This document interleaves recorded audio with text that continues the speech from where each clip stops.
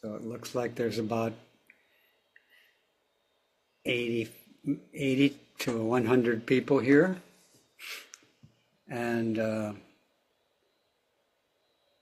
I want to pay homage to the feelings that come up in the process of recognizing each person in the assembly. It's wonderful to see you, and as so often happens, I see the faces of people who I haven't seen for a while. So it's very moving to see your faces again. And you all look quite healthy. And I feel blessed that you look so healthy. I hope you feel deeply blessed. And, and welcome Susan.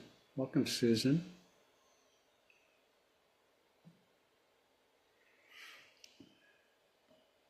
There are people in this assembly who welcome Sonia. There are people in this assembly who are blessed and also are having physical health problems. I haven't heard much mental health problems from the people in this assembly, but physically I know many of you are challenged in various ways, and we're so happy to see you so upright and present.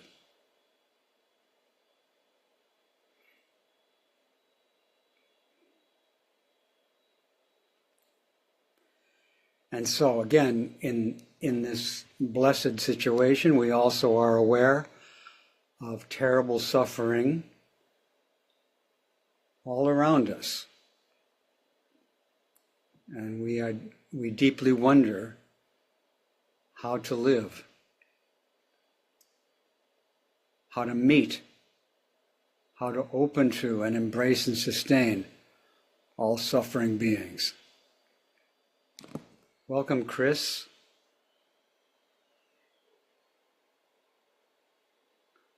We wonder how to serve all living beings.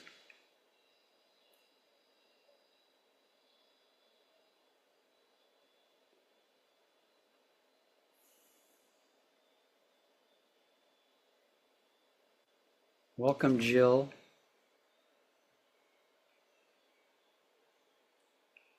Welcome, Scott. Welcome, Santa Cruz Zen Center.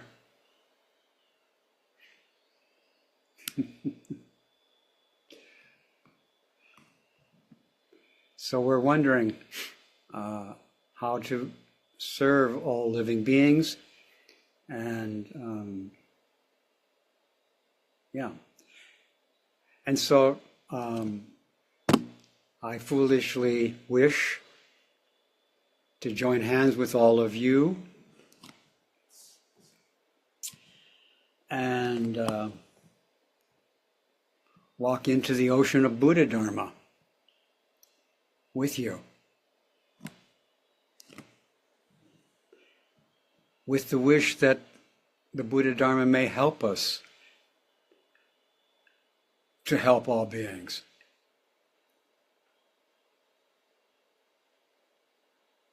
We want to help all beings, and we need help to help them. Oh, now I see that the Santa Cruz Zen Center is Sarah. Welcome, Sarah.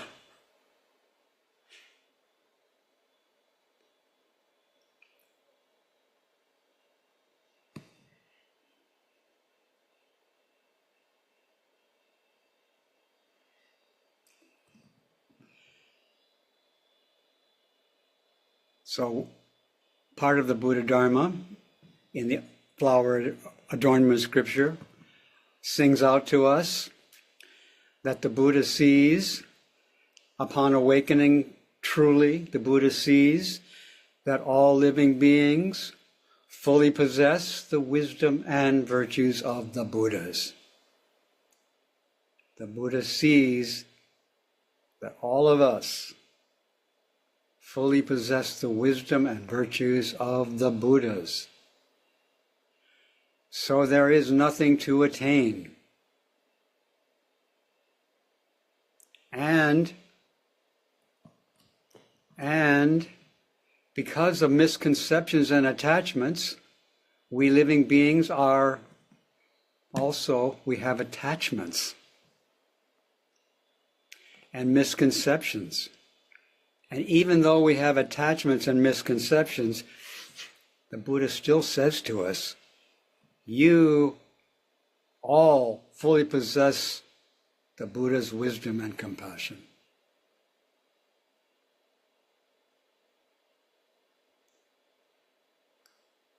But in order to realize that, in order to realize, to actualize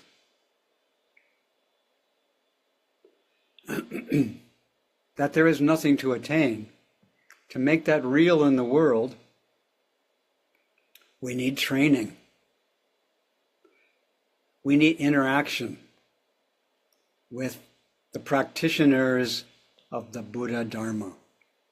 We need to have a relationship with the Buddhas. We need to enact the Buddha's practices. We need to enact all the practices which Buddhas have practiced in order to actualize that there's nothing to attain.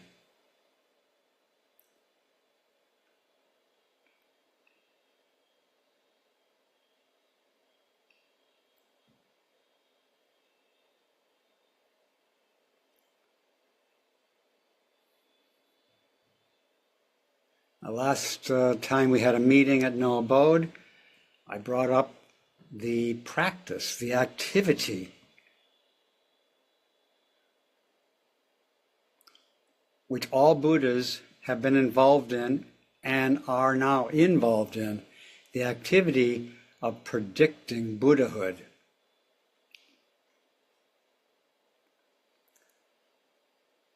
In order to be Buddha, we need to be predicted. We need to be affirmed.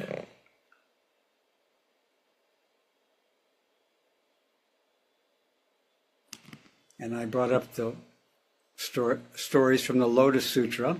The Lotus Sutra has 4 big chapters on prediction of Buddhahood. It has 4 big chapters which say, we are all, you are all on the Bodhisattva path. We have misconceptions and attachments.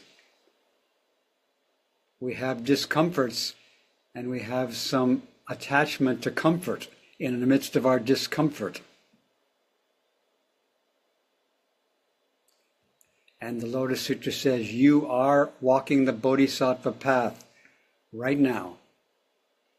And you will become Buddha. And all Buddhas have been told this, and all Buddhas tell us this. But not just Buddhas tell us this. Somebody else is telling you this right now. I'm telling you this.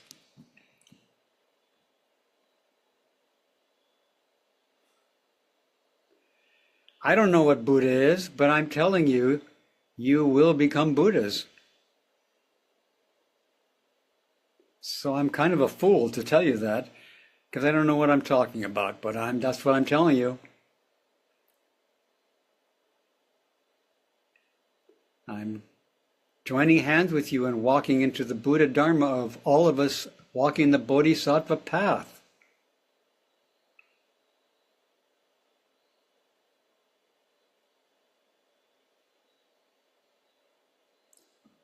I don't want to rush into this. I want to carefully walk into this ocean with you.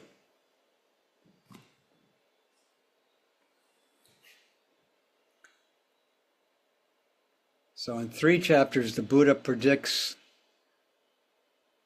large groups and also individuals in his large group of disciples, of his enlightened disciples. Some of them didn't know that they were walking the Bodhisattva path. Some of them were greatly enlightened. However, they did not know that they were going to become Buddhas.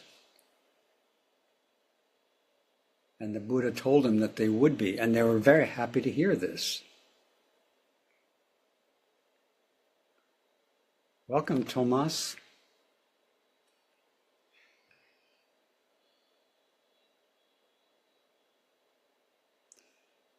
Three chapters, the Buddha addresses these large groups. Welcome, Suchitra. And tells them this amazing news which they had not heard before. Perhaps some of you hadn't heard this before today, that you will become Buddhas, that you are walking the Bodhisattva path in your unique way.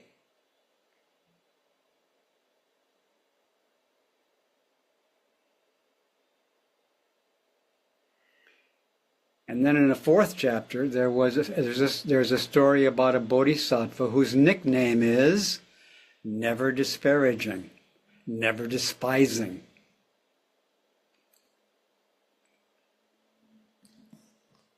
And a lot of people thought this was a fool, this bodhisattva never disparaging. They thought he was a fool.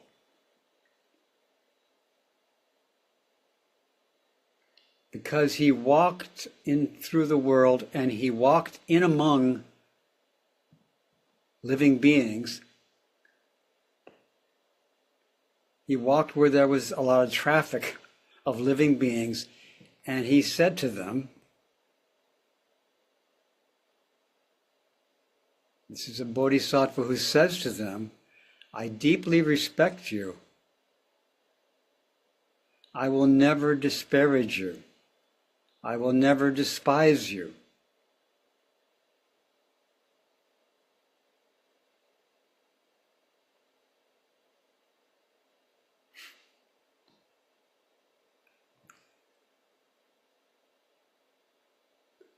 You are walking the Bodhisattva path. You will become Buddha. That's what this Bodhisattva said over and over to everybody he met. And some people, characterized as arrogant, thought poorly. They really were disgusted by him telling them that they were going to be Buddhas.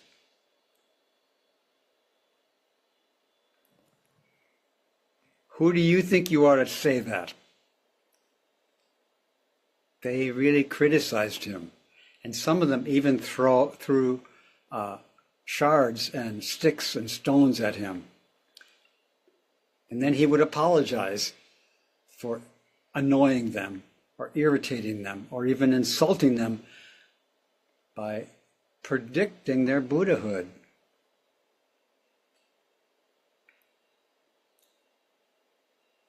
So then he would get farther away from them after apologizing and continue to say the same thing from a distance. And this was a bodhisattva. This was someone who was predicted to be Buddha, was not yet fully realizing that.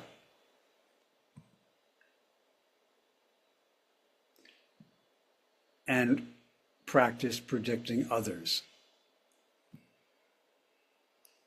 And then the Buddha is telling this story, and then the Buddha says, and guess who that person was?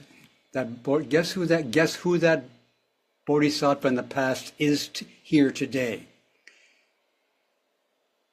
That bodhisattva was me.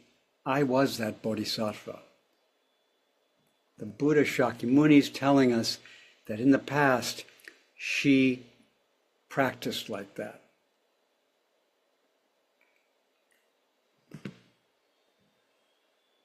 So please excuse me for acting that way today and saying to you that I deeply respect you.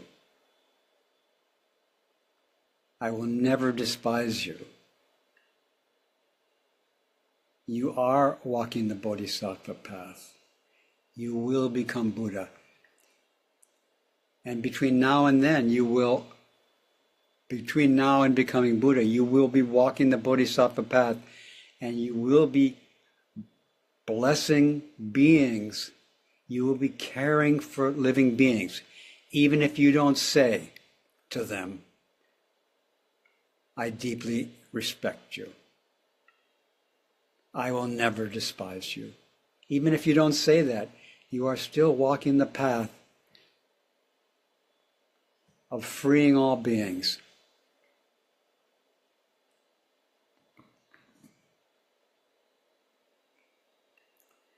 And I hope, and you will become Buddha, and I hope that prediction will help you do this amazing work of walking the Bodhisattva path.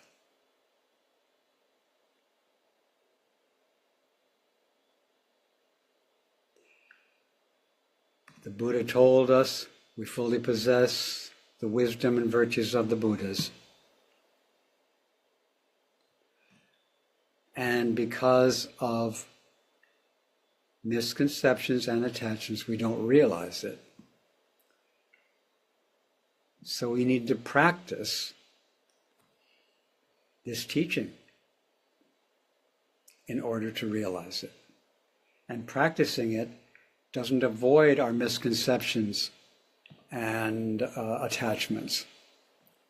So for example, if I can't really say to you, I deeply respect you, that's because of my attachments and misconceptions. Without attachments and misconceptions, I would have no trouble saying that to everybody.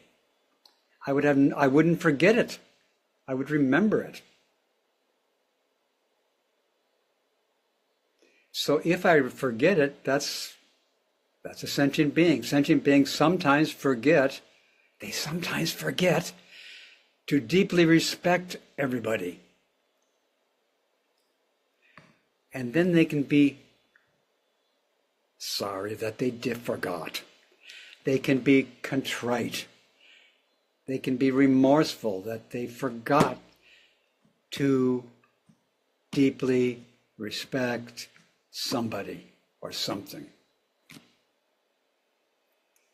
And this regretting and saying we're sorry for forgetting to deeply respect someone melts away the root of transgressing from deeply respecting.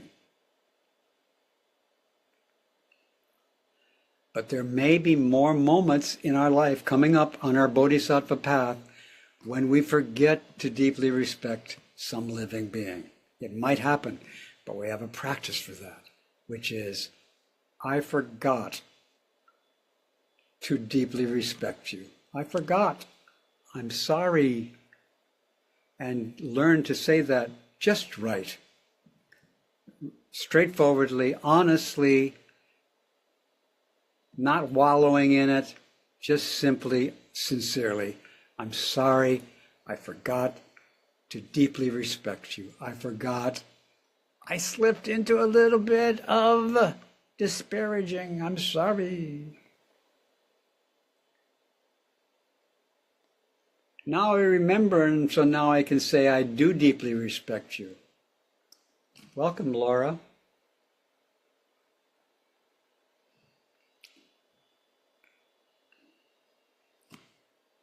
So this prediction by bodhisattvas of other bodhisattvas is part of the bodhisattva path. It's also what Buddhas do. Buddhas are, everything they do is predicting our Buddhahood. If I do something and it's not predicting your Buddhahood, it's not Buddha Dharma. Buddha Dharma is when whatever I do is predicting your Buddhahood.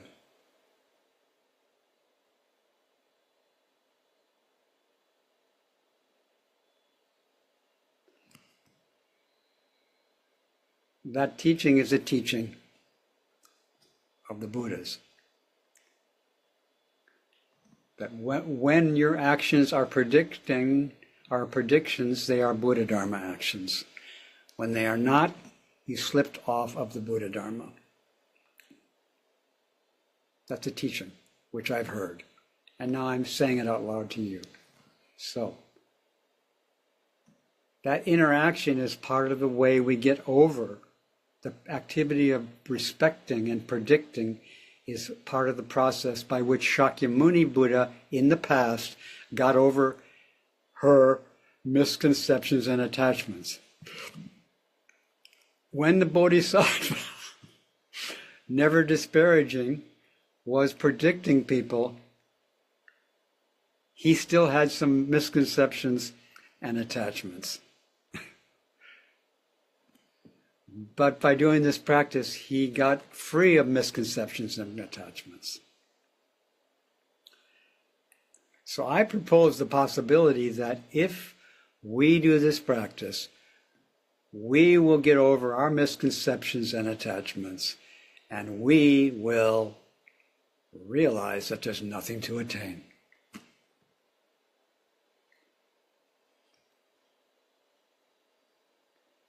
I've been talking for quite a while, but there's more things I could say.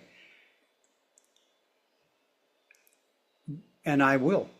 But I'm just going to say briefly that there's two more practices which you may be somewhat unfamiliar with. One practice is called face-to-face transmission. So I just talked about the practice of prediction, of confirmation or affirmation of your bodhisattva path activity. That's one. Now the next one I talk about is called face-to-face transmission. Face-to-face transmission is what we're doing right now. We are meeting each other face-to-face, and we are mutually transmitting the Dharma. And again, we need this face-to-face transmission in order to realize there's nothing to attain. This face-to-face transmission is not done with any wish to get anything. If not trying to get anything, there's nothing to attain. But without anything to attain, we wish to actualize what we already are, which is fully possessing the wisdom and virtues of the Buddha. So there's no Buddhas who are not involved in face-to-face transmission, and bodhisattvas are also involved in this. However, they may not realize it. We may not realize it. But that's what I'm suggesting is what's going on. Face-to-face Dharma transmission. Just say a little bit about that. That was just a little bit. Now I'd like to bring up another thing, which is inheritance. So, Buddha's told us that we already have this inheritance. We have already inherited the wisdom and virtues of the Buddha. But because of misconceptions and attachments, we don't realize it.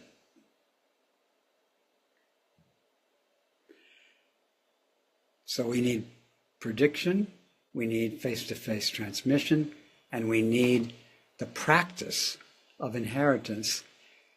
And the practice of inheritance involves giving certificates of inheritance. We need to give some certificate.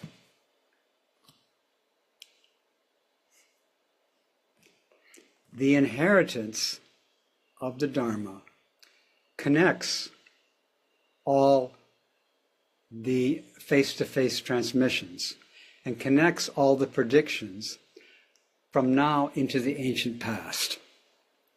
So Buddhas in the past have practiced face-to-face transmission. They have practiced prediction, and they're doing it now. But they also have, this succession or inheritance. they give something to people to help them connect. And they often give something that was given to them. So one teacher gave the student a pair of shoes which his teacher gave him. Other teachers give a teaching. Like Bodhidharma, he met with his 4 students and he asked them to express their Dharma, and then he gave them inheritance.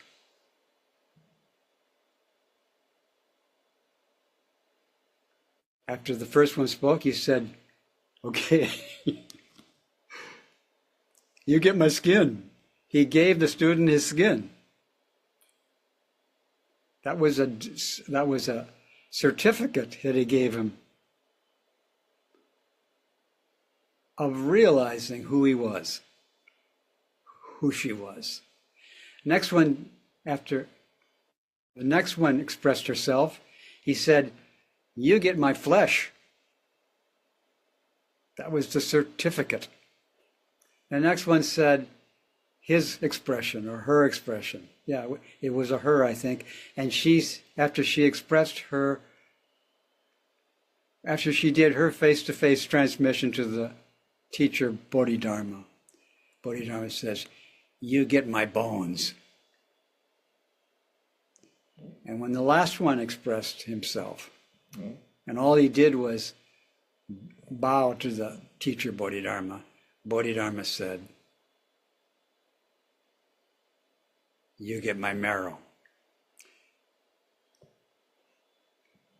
So in the theater of the Buddha's house,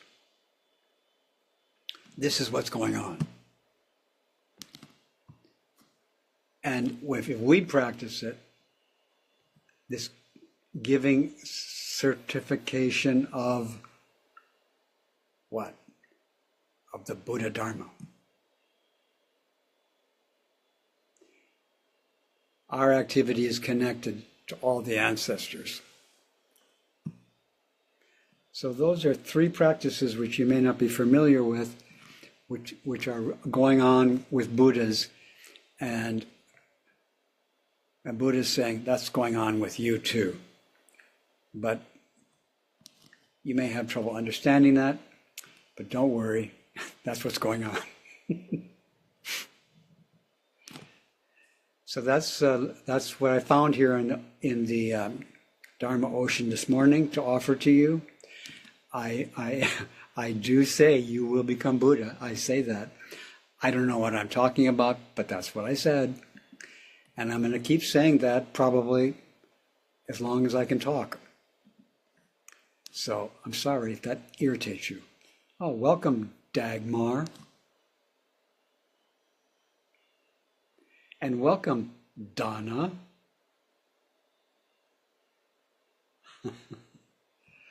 And welcome, iPhone 5. Who's that? Tell me your name. A newcomer? Anyway, new people are coming. I wanted to recognize them. So now, if you would like to, give me any certifications, if you'd like to predict me to Buddhahood, if you'd like to have face-to-face transmission, we can do that. And wouldn't that be fine?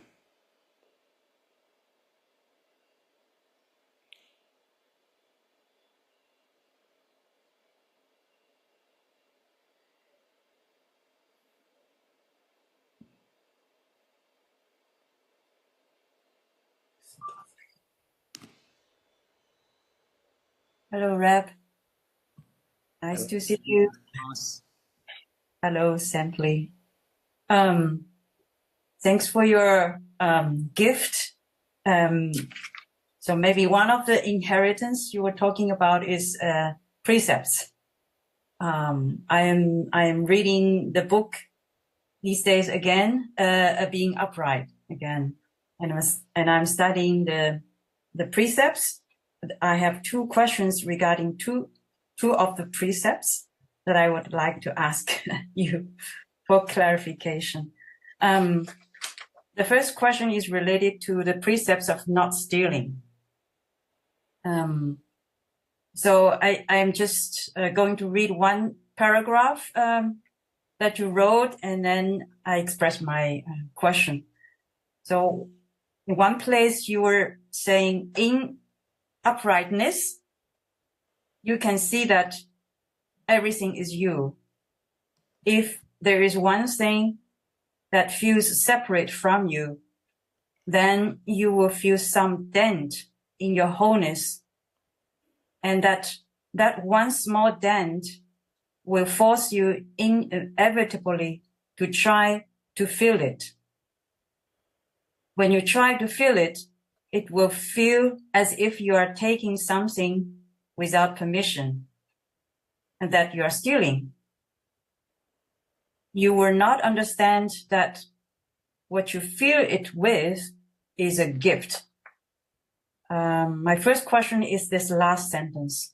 You will not understand that what you feel it with is a gift. I don't quite understand why that is a gift, and what is that? Okay, could you please elaborate on this sentence? I don't know if I would elaborate, but I will respond, but I am responding. But I don't necessarily think my responding is elaborating. I think my responding is this precept. What I'm doing right now is the precept of not stealing. That's what I'm doing right now. I'm not trying to get anything.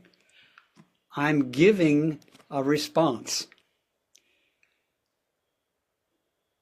So, but right now I don't have this problem of thinking that the person I'm talking to, Maggie, is not me.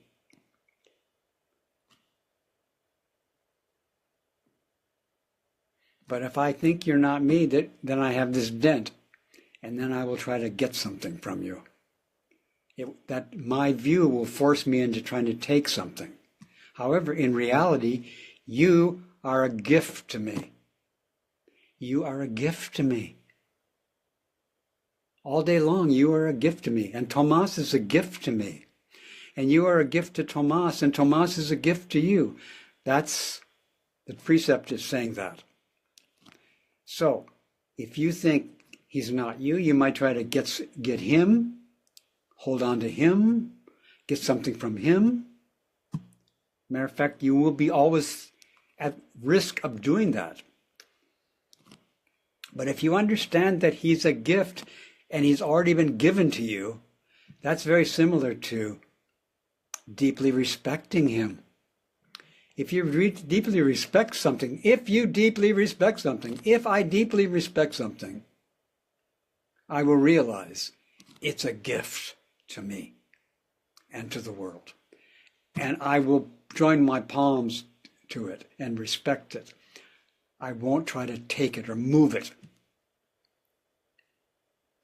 To try to take something overlooks that it's already been given. But if I think it hasn't been given, it's not part of me, and I'm not part of it, then I'm at risk of trying to get it. And when you were reading that book, I thought, hey, I agree with that. And thank you. Back to the first sentence, everything is you. I kind of understand, but not exactly. When you say everything is you, does it mean that everything is a form created in my mind? Well, or the form of everything you see, is mentally created. That form is not in the thing. So my mind creates a form of you, but and the form doesn't look like me. But if I understand that you, not the form of you, but you, I'm actually included in you. I'm actually included in you. So, and you are included in me. And the form of you looks different than the form of me, and the form of you is also included in me. But the form of you is not included in you. It's included in my mental activity. And you are included in my mental activity. But you're not, the form of my, which is my mental activity, is not you. And that form is not in you, but you're in me who has such mental activity. So you're in all my mental thoughts, and you're none of them. I mean, yeah, and you're in my mental thoughts. So in that way, we're included in each other, but we don't see each other through form. We see each other through the Dharma. The Dharma is seeing myself as in the form of you, and understanding that you, well, it's the same, that you are a form of me. So the way that we are, you are included in me, me is included in you. The way, is it that, is it how I am made up, or how you make up me, or how I make you? Is that how everyone is included in everyone? But also, it's how you make me. Mutually make. Yeah, I depend on you. I cannot exist separate from you. It's more than just my mental conception of you, that you don't make me all by yourself have a mental conception of you.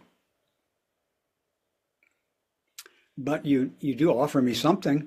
I don't know what it is, but you're offering me, and my mind makes you into a nice little form. So you're supporting my imagination of you. And my imagination of you is not separate from you. But I could have an imagination that my imagination is separate from you. But it's not. But I can say that the form of you is not in you. I mean, the form of you that my mind creates is absent in you.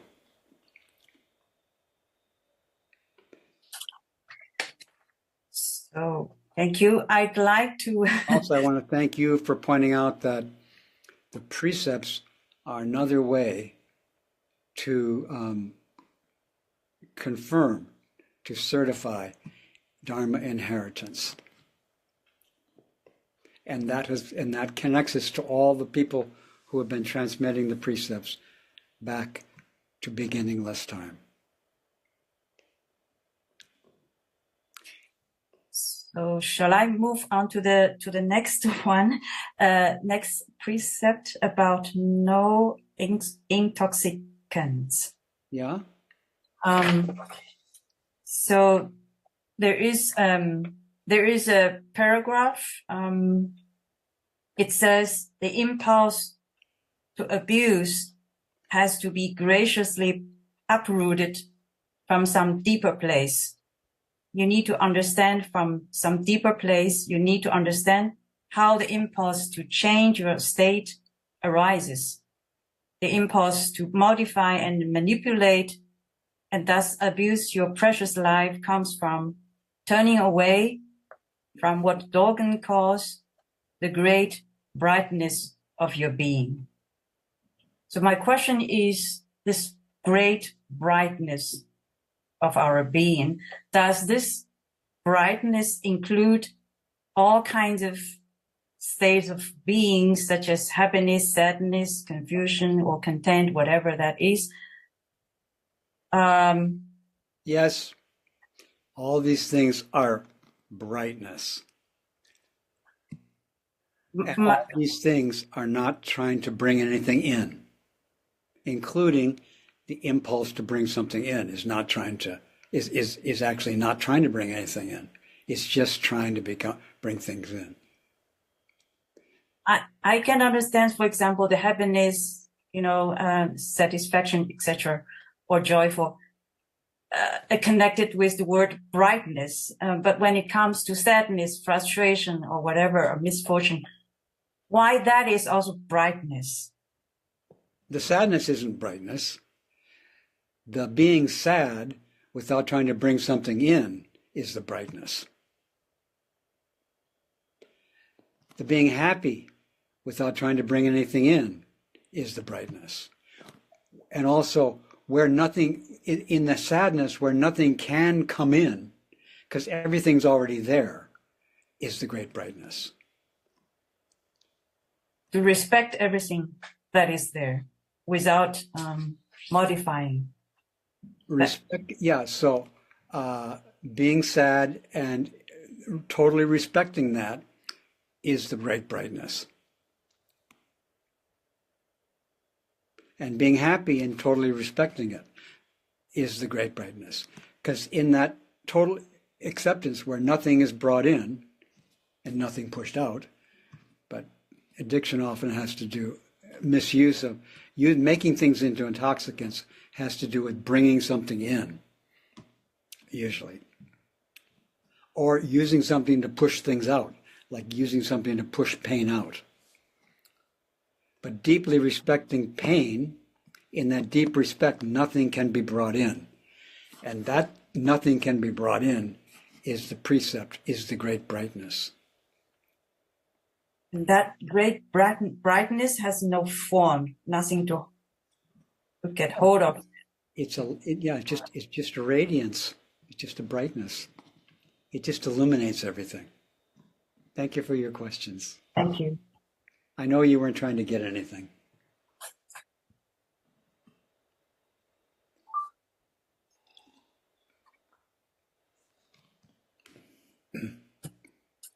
Ich habe aufgenommen.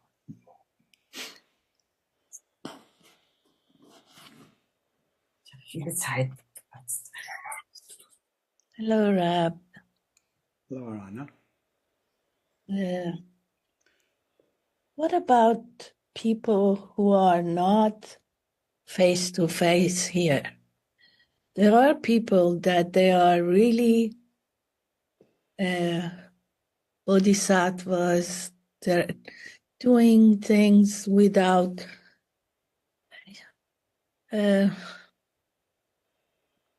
I understand. Thank you.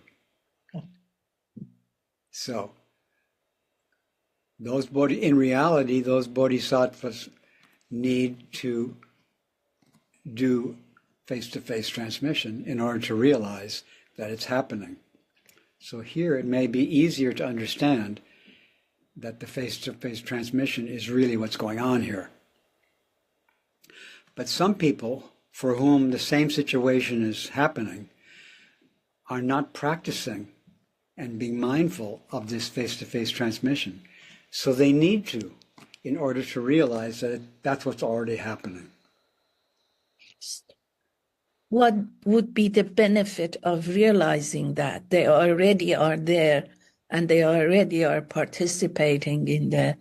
Well, if we don't realize it, we can do foolish, harmful things. Like we can go into the dream world of stealing, for example, if we don't realize it. So we suffer when we don't realize it. It's already going on. Face-to-face transmission is already going on, but if we don't practice it and don't realize it, we suffer. But if we do practice it, we realize that it's already going on. And it's exactly the practice. And nothing can be brought in. The fact is, I'm thinking about people that they have been practicing actually Dharma for years. Yes. It seems like it doesn't move or go anywhere. They're just stuck. And there are at the same time people that they don't practice and yet They're not stuck. Yeah. Some people are stuck. And what does the Buddha say about those people who are stuck? The Buddha says they fully possess the wisdom and virtues of the Buddhas, but they don't get it. So I'm going to teach them. I'm going to do face-to-face transmission with them. I'm going to stand in front of them and say, I deeply respect you. I'm going to tell them I will never disparage them. So they need to have face-to-face transmission with some people because they're stuck. So we need to relate to all these people who are stuck. And by the way, I'm one of the people who's stuck, so thank you for relating to me.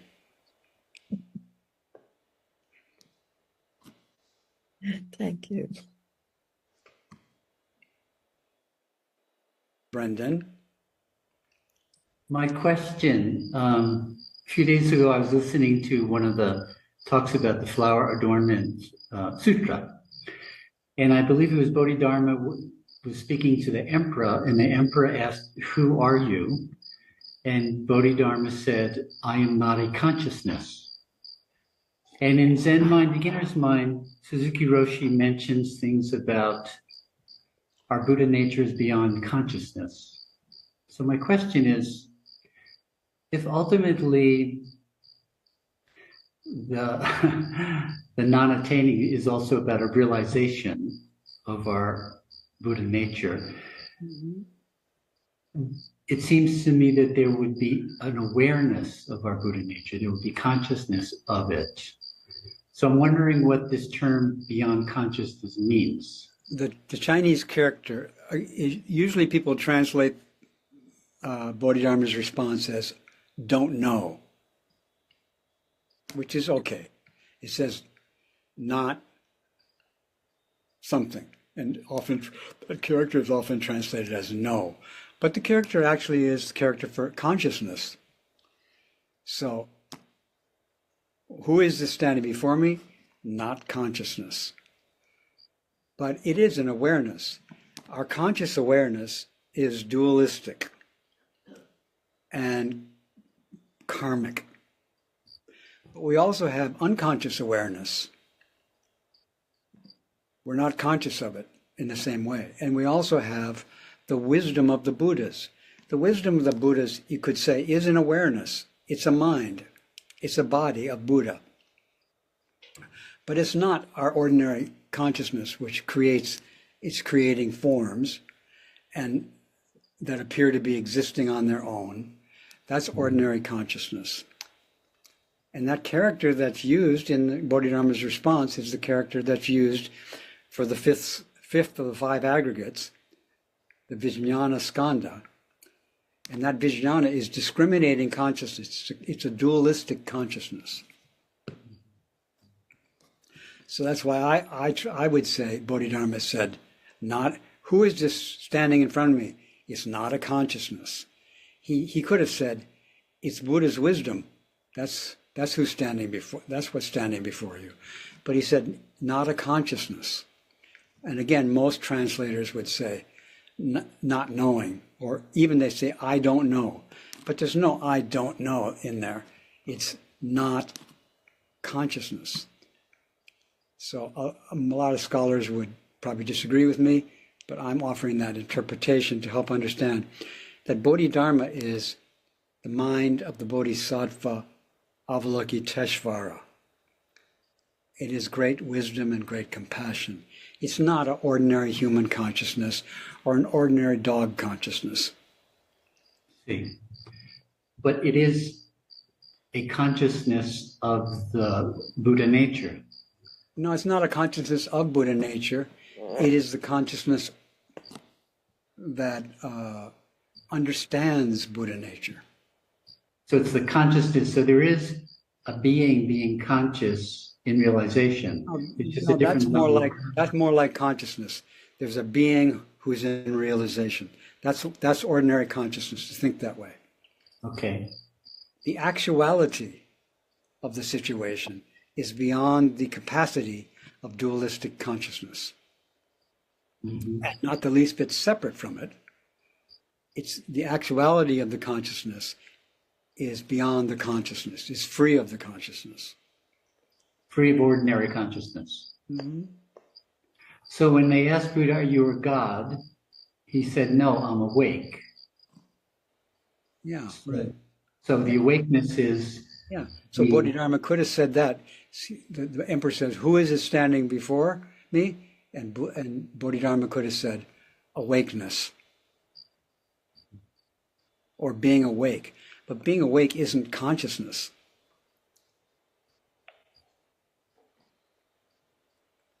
It isn't vijnana.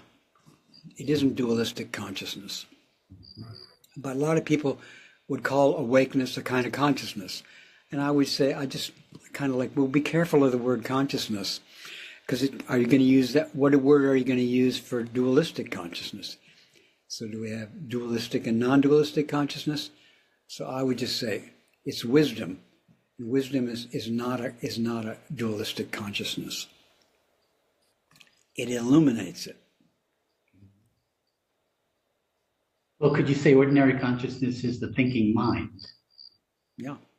And the other is silence. The other is silence and stillness, right? And infinite light. Thank you. You're welcome.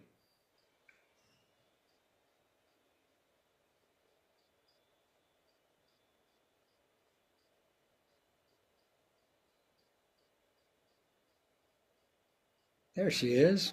Hello. Hello.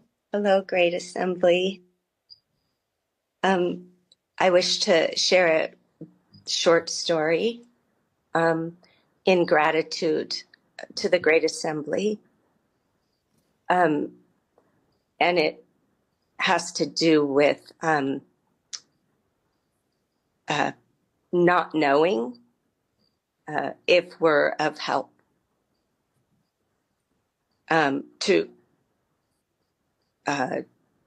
To remember this and to practice this. And you spoke about this at Know About, and you spoke about it this morning.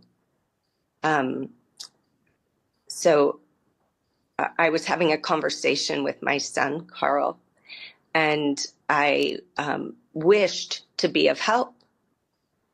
And he said to me, Mom, you're not helping. What you're saying is not helping. And my response was, yeah, I don't know if I'm helping. And those words, then it seemed he was able to receive, not knowing.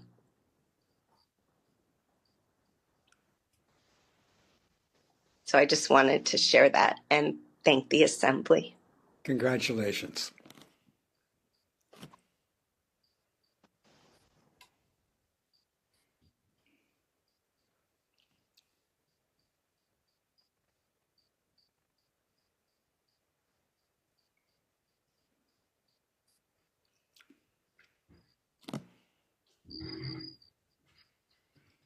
Hello?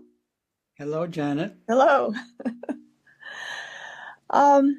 I have a question. I'm not sure what the nature of my difficulty is. I tend to think of it in terms of courage or perseverance or something which I felt like I was able to do for a while, and I don't seem to be doing it very well anymore. I've had chronic pain for about 22 years now, and it's not severe. It's mild to moderate. It's manageable, but it's not pleasant, and it's almost always there. And for the first 10 years or so, I could treat it as kind of an adventure. I haven't had a lot of pain in my life, but I've heard about people finding different ways of managing it and relating to it, and I spent time trying to figure out what the nature of it was, essentially, and ways to sit through it in Zazen. Actually, this particular pain it doesn't seem to work with Zazen. But anyway, but pain in general, it was an interesting topic to me for a while. But the last 5 to 10 years, I've just really felt tired of it, and I just don't want it anymore. And I'm always looking for an escape. There's things I want to do that I plan to do, and I don't feel like doing them. I lie down, I read a book, I curl up, and I feel better then. So it's hard for me to get myself to do the things that I want to do.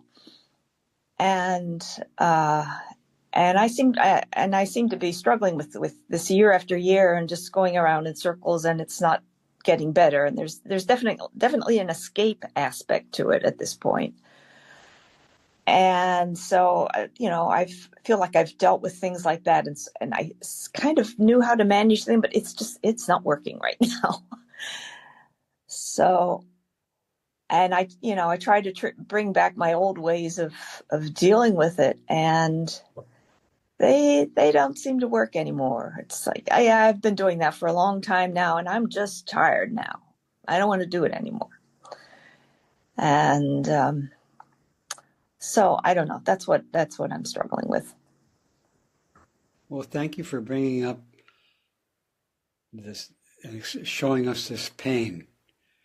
And also, I hear not only that you have pain, but that you're getting tired of working with it. And also that you're kind of feeling like you'd like it to go away. Mm-hmm. Definitely. Those are three different things to take care of. It's the pain. One is the getting tired of it being around. Mm-hmm. And the other is wanting it to go away. There could be more things, but you just told us those. I heard those three. Yeah. And and I also heard you say that some of the old ways that you related to the pain aren't working anymore, so you've pretty much given them up. Yes. Yeah. Something like that. So what my first response to offer to you for each of these things, first of all, the pain, I'm suggesting that the pain is called asking for compassion. Mm-hmm. And every time it comes, it's asking for compassion. And the wanting to get rid of it is asking for compassion. Mm. And the being tired of dealing with it is asking for compassion. They're not asking for the pain is not asking for something to make it go away. I'm suggesting. There's the pain, and then there's the wanting it to go away. But the pain is not saying, make me go away. The pain is saying, listen to me. And the wanting to go away is wanting it to go away. But the wanting to go away is also saying, please listen to me. And they're getting tired of this very challenging work, which is perfectly understandable. This is hard work. Yeah. Being tired of it all, the being sick of it, is also saying, I want compassion. Mm-hmm. So that's the request of you from this pain. And being compassionate with the pain is to be generous with it. Is to let it be.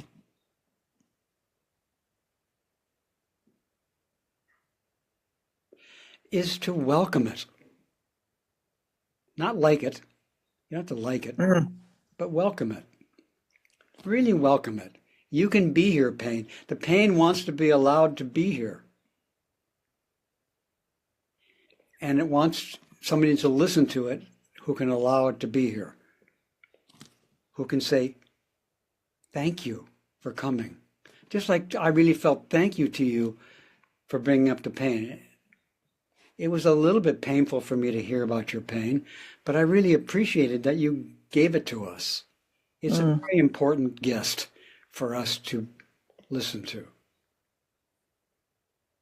And then still, even though I'm trying to practice compassion, I'm trying to be generous and patient and careful and respectful.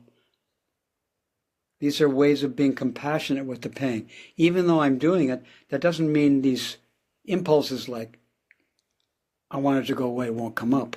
They still come up. Yeah. But then they're just another thing that's asking for compassion. They're just another thing to take care of. Welcome wishing to get rid of the pain. Compassion is not trying to get rid of pain. It is embracing it with great love. Honestly, that sounds really weird. It does weird. This is a weird teaching. That's what you came for, is to hear something which is not on the streets. And it's not in the drugstore. However, I want to point out to you that being compassionate with the pain does not mean that you don't lie down and read a book. It's okay to do that. And that also calling for compassion. Yeah. You can lie down without trying to get rid of anything. You can lie down as a gift to Janet. But one of the gifts to Janet is being compassionate to Janet's pain.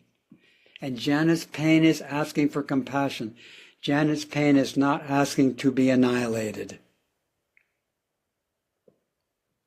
It wants love.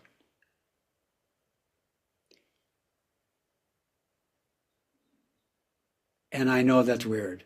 And I could get weirder, but that's enough maybe. Yeah, I can get along pretty well with weird many times, but this one is hard. What I'm saying is actually quite simple, but it's hard to do. It's Yeah, hard. When somebody's what does that even mean? when somebody's mean to me, I feel pain. And it's Yeah. hard to say welcome. It's hard to say Yeah. thank you. But that's what I'm saying it wants. It wants to be listened to. That's what it wants. The message is simple. All this stuff wants to be listened to. That's the simple message. And the next response is, it's hard. Yes, it's hard. It's simple, but hard. Everything wants you to listen to it with compassion. Simple, but try it. It's not easy. It's hard.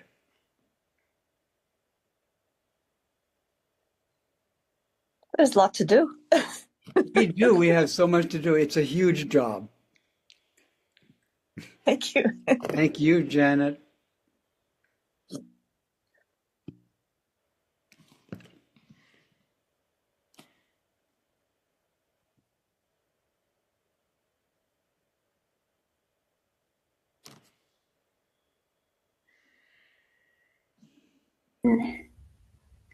Good morning, everyone. I love this teaching you started with. I love the inheritance. I love being reminded that we're connected to all Buddhas. That's the biggest medicine. In talking about the example of stealing, as you know, that's a good one to me.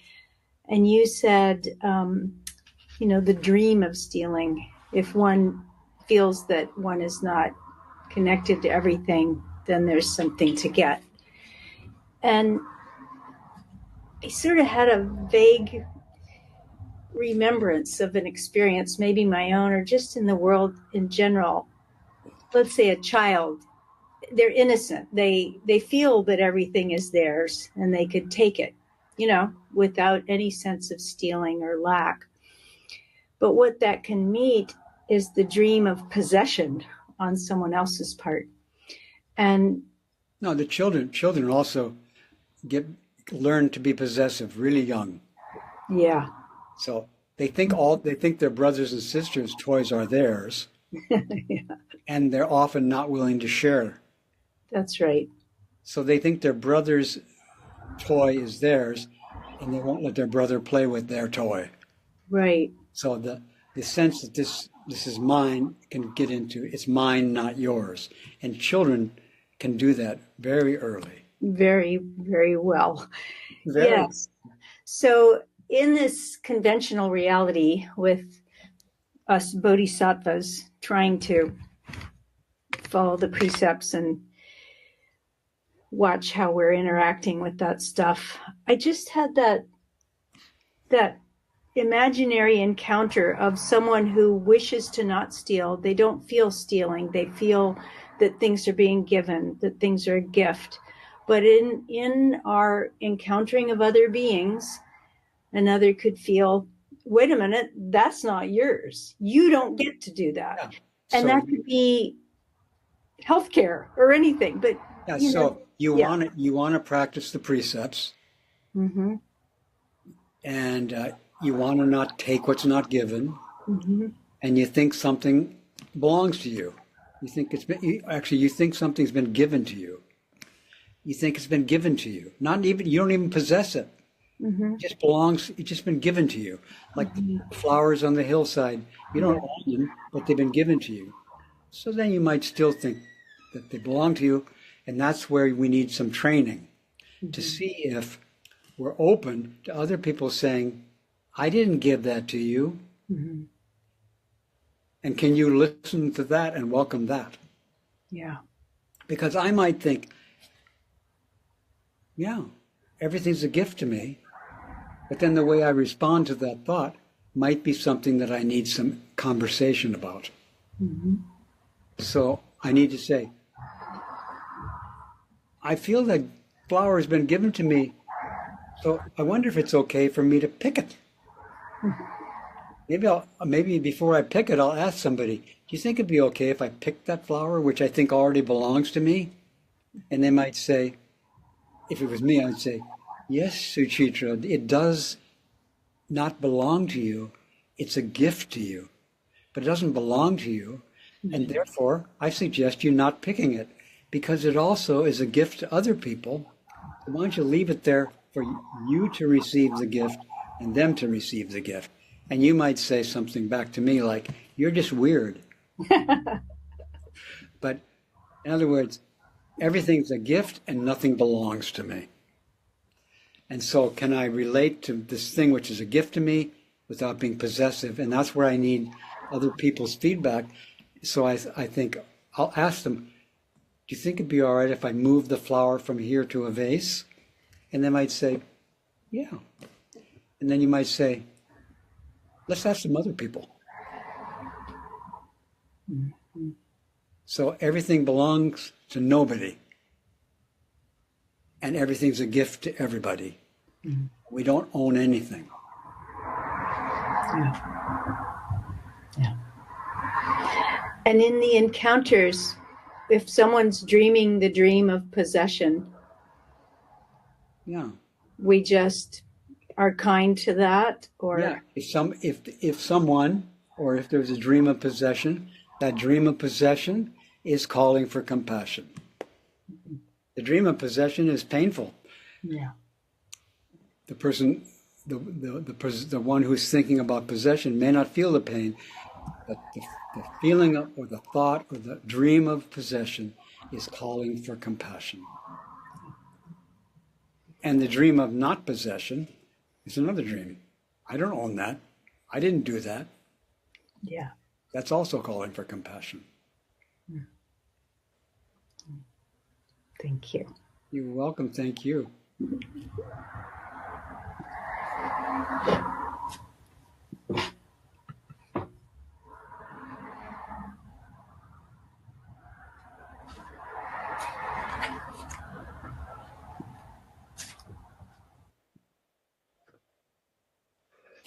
Good morning. Good morning.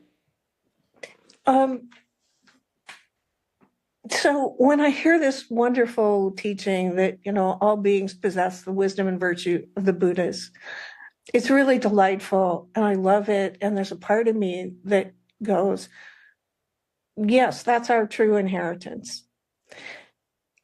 Great. But there's another part of me that argues with that, that says, that's operating from the deficit model I grew up with. It says, I'm imperfect. We're all imperfect. That's too much. It's too positive. There's just a deficit model that comes in, and so there's an argument going on, and it's fairly subtle. Well, I pray that the argument turns into a conversation. Well, that would be a nifty trick. So how would you do that? How would you do that? Well, one way to do it is you started it just now. Mm-hmm. You brought this up. You told us about this other point of view of deficit, and so I'm talking to a person who's bringing up this deficit thing, and then I can talk to you now, and I can say that this deficit view is a sentient being, and the deficit view that has a problem with this teaching, that deficit view is pervaded by the wisdom and virtues of the Buddha. The Buddha pervades the deficit view. The Buddha pervades the entire Great Assembly, and it pervades every particle of the assembly. And you're in the assembly, and your views are pervaded by the Buddha body. Your views of a deficit are pervaded with Buddha's wisdom and virtue. And you brought that up, and this is my response to you. This is your conversation between that teaching and various thoughts you have, like imperfect. So imperfect beings fully possess, and thoughts that this doesn't make sense is a living being. I'm having trouble seeing.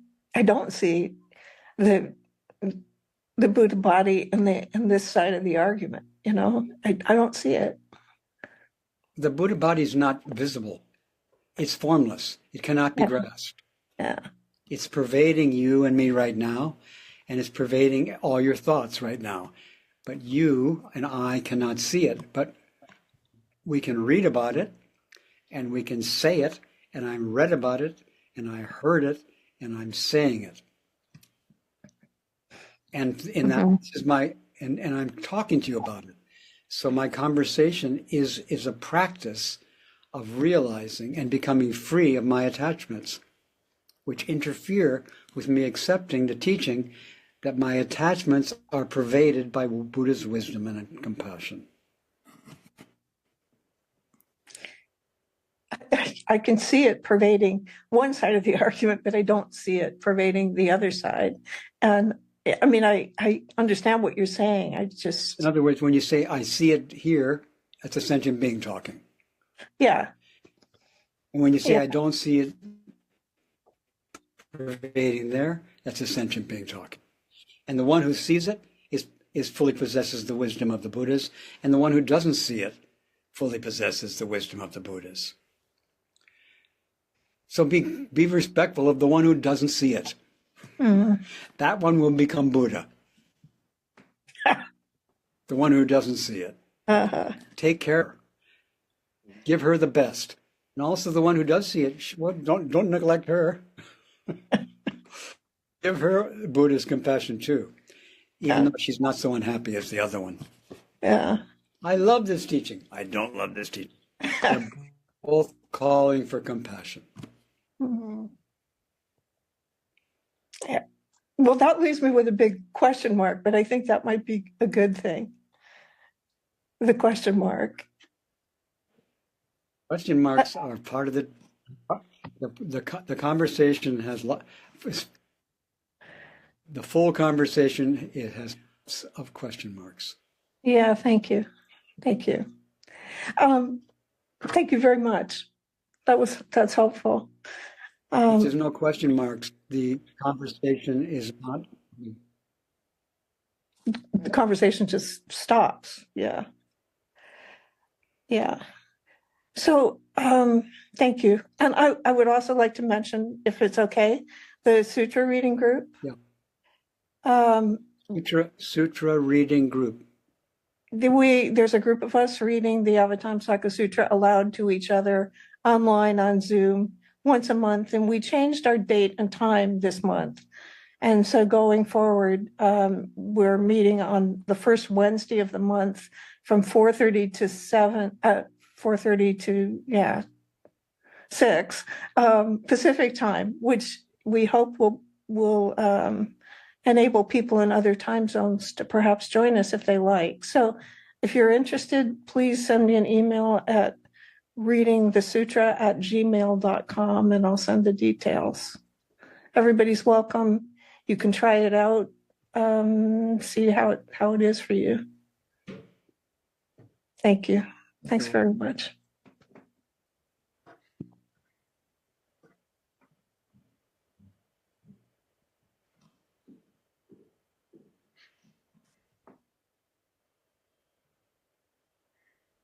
Hello, can you hear me? Yes. Nice to meet you, and thank you for the Dharma talk. You're welcome, Adam. If I can ask, how do I strengthen and purify my Zazen practice?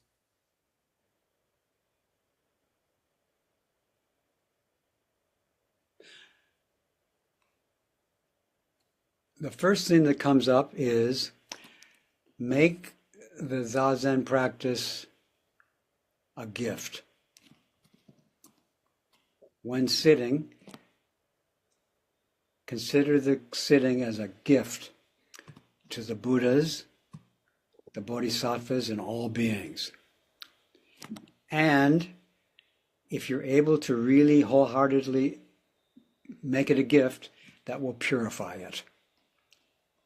It will purify it, for example, of being possessed, of being possessed by somebody. It will purify it of trying to get anything. The main impurity of Zazen is to do it to get something. So making the Zazen a gift makes it stronger, deeper, wider, and purifies it. Okay, thank you.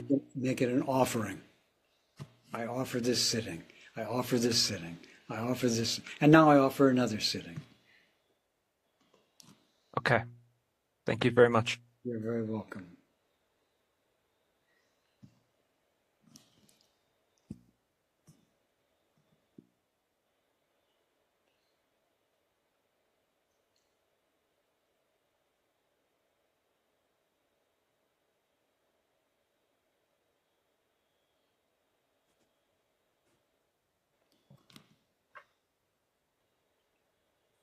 Hi, Reb. It's been a long time. Yeah, welcome, Luca. I'm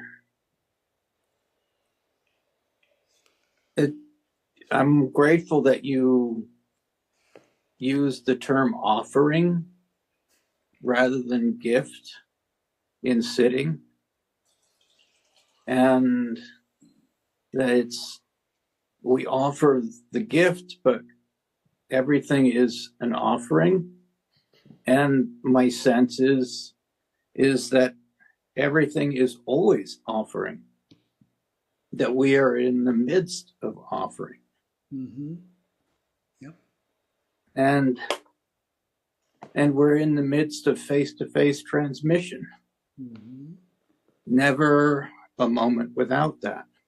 Mm-hmm. And so sitting in Zazen, offering that totality, and everything is offering, and sitting within that. Mm-hmm. Yes. I'm glad to speak with you. Glad to hear you. Glad to see you.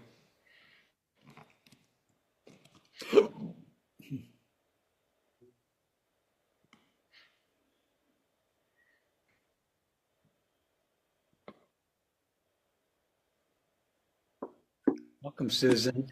Hi, Reb. Hi, Assembly.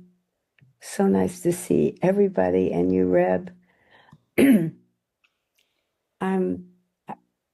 kind of am saying something. I'm not really sure how to work with it, but when I was in the hospital, I was in a room with this woman she was in her early 80s, very nice woman. She was some therapist. She was a socialist. So she was she was also a therapist. Anyway, got along really well, no problem there. And then the second day, what happened around 4 o'clock in the afternoon was that she was having some problems, and maybe by an hour or so, there were 7 different nurses in the room with her. And, I do a lot of meditating, so I was just sort of praying for her and meditating. And then by 10:30 at night, I wasn't doing well, and nobody had come over to me. So I called up and I said, I really am asking for you to change rooms for me. And they did. And first time in my life, I had an AFib because it was just too much. The woman, I knew the hospitalist there, and he did tell me that she had a stroke. I mean, I didn't know that, but I knew something was really wrong. So, it's not about giving or taking. It's more like, I don't know if I took care of myself, if I waited too long. I mean, I don't know. And so when I was changed to the other room, which I was there for a few days, that woman was fine. There were so many doctors coming in for her and for me. I never got an hour's sleep because I usually need time to just sort of be, because I'm used to that. And then when I got home, it was like walking into like, whoa, but I settled in. And I just keep thinking about her, and you just sort of meet and then you don't see each other. So it's hard to know how to be with that. I don't know. Anyway, that's what I'm just telling you. I don't even know what I'm asking. I just have to, it's been in me because it was hard. Yeah. And you said you don't know what you're asking? No, I don't. I'm sharing. Yeah. So more like I'm asking you to hear me. I think that's. Yeah. I think you're asking me to listen to you. Yeah. And I'm very happy to listen to you. Thank you. It's a privilege to listen to you. I feel called to listen to you. Thank you. I feel called to listen to you too. Thank you. Thank you, Susan. Thank you. God bless. God bless. How do I do this? I'll figure it out.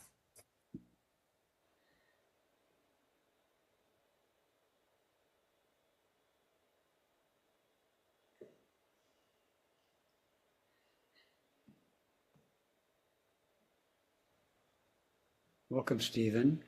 Welcome. I feel like I've been listening to a lot of great exchanges. And I think this is kind of really part of one, but this is just maybe. I mean, there's this. I think there's more. The koans haven't, and I'm sure you've probably seen those. Stephen, I lost contact with you for a second. Last thing I heard you said was koans. Yeah, a number of koans deal with the thief in the empty room. The thief is in the empty room. Yeah. Did you hear that? I did. And now I lost you again.